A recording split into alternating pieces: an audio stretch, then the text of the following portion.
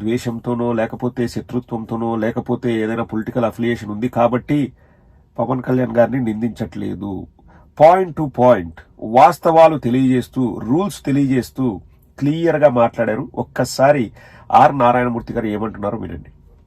హరిహరి వీరమల్లు అనే సినిమాని ఆపడం కోసమే జూన్ 1 నుంచి బంద్ ప్రకటిస్తున్నారు పర్సెంటేజ్ అని ఇవ్వకపోతే అనే మాట రావడం అనేది చాలా దుర్మార్గం. It's trash. అది ఉచితది, అది కరెక్ట్ కాదు. అందులో కుట్ర ఉంది. ఆ కుట్రదారులు ఎవరు తెలుసుకోవాలి అని స్వయంగా పవన్ కళ్యాణ్ గారు ఆఫీస్ నుంచి రావడం అనేది, స్వయంగా సినిమాటోగ్రఫీ మంత్రి దుర్గేష్ గారు మాట్లాడడం అనేది కరెక్ట్ కాదు. ఎందుకంటే మిత్రులారా, ప్రొడ్యూసర్ కౌన్సిల్ గాని ఫిల్మ్ ఛాంబర్ గాని అవి సినిమా ఒక పాలనా సంస్థలు, ఆ 2 సంస్థలు కూడా బంద్ ప్రకటిస్తామని ఇప్పుడు చెప్పలా. డిసిషన్స్ ఆర్ గోయింగ్ ఆన్ అని చెప్పారు. దట్ ఇంకో విషయం చెప్తున్నా మీకు, బంద్ అనేది ప్రజాస్వామ్యంలో ఒక బ్రహ్మాస్త్రం. ఎవరైనా బంద్ ప్రకటించే ముందు సినిమా ఇండస్ట్రీలో అకార్డింగ్ టు నామ్స్ 3 వారాల ముందుగా తెలియపరచాలి. ఇదిగో పలానా ఇష్యూ మీద మేము ఫైట్ చేస్తున్నాం, అది ఇంకా కొలిక్కి రాలేదు కాబట్టి మేము బంద్ ప్రకటించబోతున్నాం అనే విషయాన్ని నిర్మాతలకు 3 వారాల ముందు తెలియపరచాలి. This is norms, this is preamble. 3 వారాల ముందు తెలియపరిస్తే రిలీజ్ డేట్ ఎవరు తెచ్చుకున్నారో మేము రిలీజ్ డేట్ ఇచ్చుకున్నామండి, ఇంకో 2 వారాలు మేము రిలీజ్ చేస్తున్నామండి అని ప్రిపేర్ అయిన నిర్మాతలను ఇబ్బంది పెట్టకుండా ఉండడం కోసమే 3 వారాల ముందు తెలియపరచాలి according to norms. So June 1 bandh ప్రకటిస్తే ఒకవేళ జూన్ 12 అంటే 2 వారాలు కూడా కాదు కదా. ఏ రకంగా మీకు హరిహర వీరమల్లుకి అది వర్తింపు చేస్తుందండి? అది కరెక్ట్ కాదు. పవన్ కళ్యాణ్ గారు ఎవరైనా కుట్ర పంపుతారు. క్లియర్ గా ఇంతకంటే చక్కగా ఎవరు చెప్పలేరండి. జూన్ 12న రిలీజ్ అవుతుంటే జూన్ 1వ తేదీ బంద్కు పిలుపునిచ్చినా కానీ అది 3 వారాల తర్వాత, అంటే జూన్ 21 తర్వాత ఉంటుంది. అంటే జూన్ 1న ప్రకటించిన జూన్ 21 ఉంటుంది. పోనీ జూన్ 1 బంద్ స్టార్టింగ్ డేట్ అయితే ఎప్పుడు మే 2వ వారంలోనే చెప్పి ఉండాల్సింది. అంటే అధికారికంగా వాళ్ళు ఒక ప్రకటన చేయాలా సినిమా ఇండస్ట్రీ నుంచి. వాళ్ళు ఆలోచిస్తున్నాము, చర్చలు జరుగుతున్నాయి, మాకు ఈ సమస్య పరిష్కారం కాకపోతే మేం బంద్కు పిలుపునిస్తాము అన్నారు తప్పితే ఇదిగో జూన్ 1 నుంచి బంద్ అని ఎవ్వరూ అనలేదు. సమస్యల్ని పరిష్కరించడం కోసమే బంద్ గాని బంద్ కోసం బంద్ కాదు. కానీ సినిమా పబ్లిసిటీ కోసము వీళ్ళు ఎట్లా చేశారంటే పవన్ కళ్యాణ్ వాళ్ళు మా హరిహర వీరమల్లు వస్తుంది కాబట్టే బంద్కు పిలుపునిచ్చినారు, కక్ష తీర్చుకుంటాము, నాకు రిటర్న్ గిఫ్ట్ ఇచ్చినారు, అనాలోచిత చర్యలు, దుందుడుకు చర్యలు. ఇది పవన్ కళ్యాణ్కి కొత్త కాదండి. ఊరికి అలగడము, గోల చేయడము, సొంతం వాళ్ళ అన్నతో గొడవ పెట్టుకొని వెళ్ళిపోయాడు. ఏది ప్రజారాజ్యాన్ని వాళ్ళన్న అమ్మినాడనో లేకపోతే కాంగ్రెస్ లో విలీనం చేశాడనో అది పవన్ కళ్యాణ్కు నచ్చలేదని 3-4 ఏళ్ళు వాళ్ళ అన్నతో మాట్లాడలేదు. ఏ సినిమా ఫంక్షన్ కు పోయినా, అంటే ఈ Pawan Kalyan fans Ram Charan cinema function కు పోయినా, చిరంజీవి సినిమా ఫంక్షన్ కు పోయినా, వరుణ్ తేజ్ ఫంక్షన్ కు పోయినా పీకే పీకే పీకే అని అడిచేవాళ్ళు. ఒక ఫంక్షన్ లో నాగబాబు కూడా హర్ట్ అయ్యి గట్టిగా మాట్లాడాడు, వాడు రాడు మేము పిలుస్తాము, వాడు రాడు వాడంతే మేమేం చేయాలి. అది పవన్ కళ్యాణ్ స్వభావము. అది నీ ఇంట్లో వాళ్ళ వరకు బాగుంటది, నువ్వు సొంత పార్టీలో ఏదైనా చేసుకుంటే నీకు బాగుంటది. కానీ సమస్యల పైన నువ్వు ఇట్లా నీకు వివరాలు తెలుసుకోకుండా, నీకు విషయం తెలుసుకోకుండా, నువ్వు చిత్తశుద్ధి లేకోకుండా ఇట్లా బయటకు వచ్చేసి లేదు లేదు లేదు లేదు నా మీద కక్ష తెచ్చుకుంటున్నారు, నాకు రిటర్న్ గిఫ్ట్ ఇచ్చినారు, నేనేందో చూపిస్తాను, నా కథ చూపిస్తాను, నా తడాక చూపిస్తాని సినిమా హాల్ల మీద తనిఖీలంట, వాళ్ళ మీద పడి ఏడవడము, సింగిల్ స్క్రీన్ థియేటర్లను ఏదో ఇబ్బంది పెట్టడము, ఇవన్నీ చేయడము. ఏంది పవన్ కళ్యాణ్? మాట్లాడితే జగన్మోహన్ రెడ్డి గారు సినిమా ఇండస్ట్రీలో ఏదో చేశారంట, వాళ్ళని ఇబ్బంది పెట్టారంట, హీరోల్ని నడుచుకుంటూ రమ్మన్నారంట. ఇదే కారు అన్న ఆపి నడుచుకుంటూ వచ్చినారు, అదొక పెద్ద అవమానం అంట. ఇంకా దాన్ని 4 ఏళ్ళు నడిపినారు సినిమాని. 5 ఏళ్ళు లేదు, 4 ఏళ్ళు కాదు, ఇప్పటికీ నడుపుతున్నారు. కానీ పవన్ కళ్యాణ్ చేసేది బాగుందంట, సమ్మగుందంట. ఇంతకుముందు స్వయంగా పవన్ కళ్యాణే చెప్పాడు, మా సినిమా వాళ్ళతో మీకేం పని, మేము రేట్లు ఎంత పెట్టుకుంటే మీకెందుకు, మీరెవరు మమ్మల్ని అడగడానికి, ప్రభుత్వానికి ఏం సంబంధము సినిమాలతో అని మాట్లాడిన Pawan Kalyan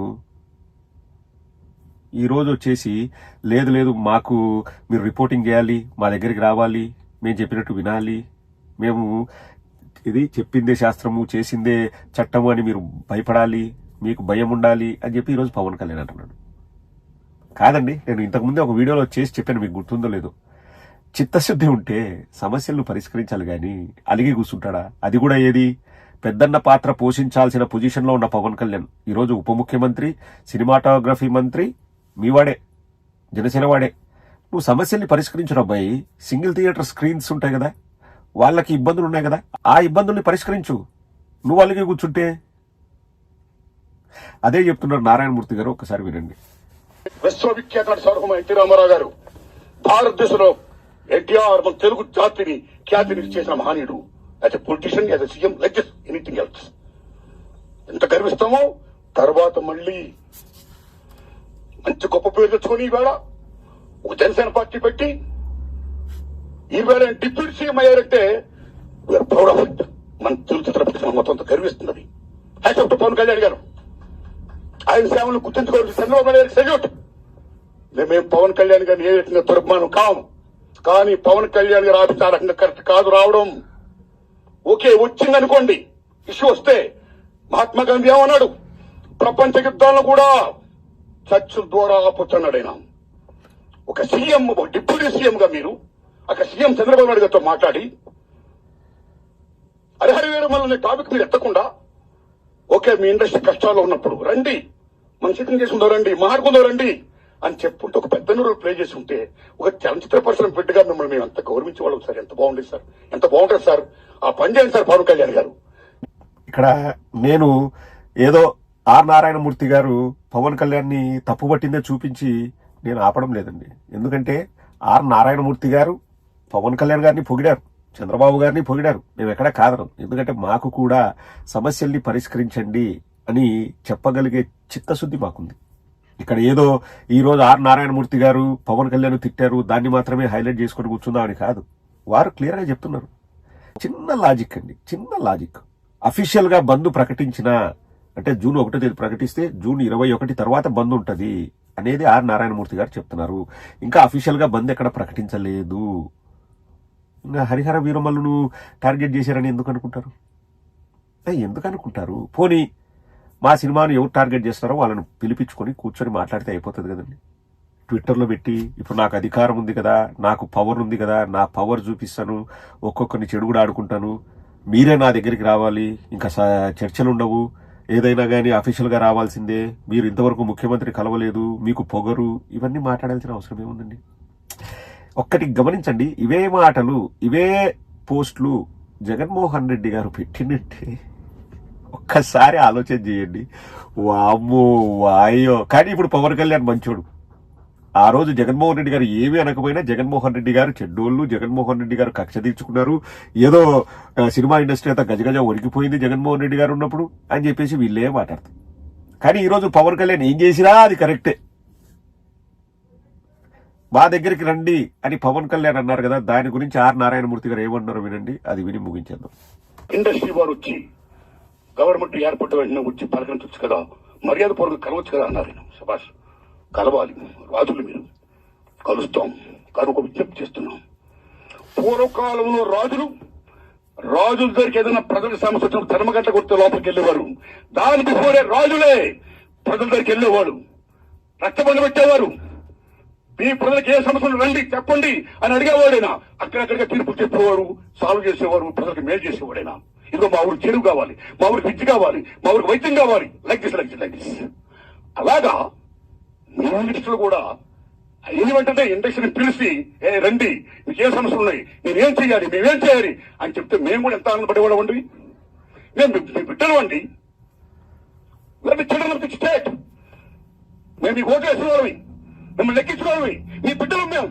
you must be respect the people the same time who must respect the government.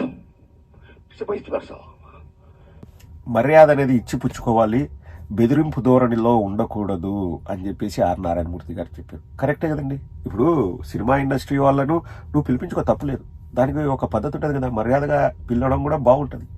నువ్వు అలిగినప్పుడు ఇంకా మీరు ఎవరు నా దగ్గరికి ఇండివిజువల్ బేసిస్లో రావద్దు, మీ సంస్థలు తీసుకురండి అని చెప్పేసి పవన్ కళ్యాణ్ బెదిరింపు ధోరణిలో మాట్లాడడం ఎంతవరకు సమంజసం? వాళ్ళకి అన్ని బాగుంటాయబ్బా. అదే దరిద్రం, దౌర్భాగ్యం ఏంటంటే పవన్ కళ్యాణ్ ఏం చేసినా బాగుంటది, అది కరెక్టు. జగన్మోహన్ రెడ్డి గారు ఏమి చేయకపోయినా అది తప్పు. అంటే ఏంది, సినిమా వాళ్ళని ఒక మాట అనకపోయినా కానీ వాళ్ళు నడుచుకుంటా రమ్మని చెప్పేసి జగన్మోహన్ రెడ్డి గారు ప్లాన్ చేస్తారండి. సెక్యూరిటీ వాళ్ళు అక్కడ నుంచి నడుచుకుంటూ వెళ్ళండి అని చెప్తారు. ఎవరైనా కానీ నడుచుకుంటూనే వెళ్తారు. జగన్మోహన్ రెడ్డి గారి ఆఫీస్ ముందర అవి పెద్ద బ్యారికేడ్లు అవన్నీ ఉంటాయండి, ఆ గ్రీన్ కలర్ లో ఉండే మెటల్ మెష్లు అవన్నీ ఉంటాయి. దానికి ముందు ఎవరైనా అక్కడ అదేం పెద్ద దూరం కూడా ఉండదండి, కార్ అక్కడే పార్క్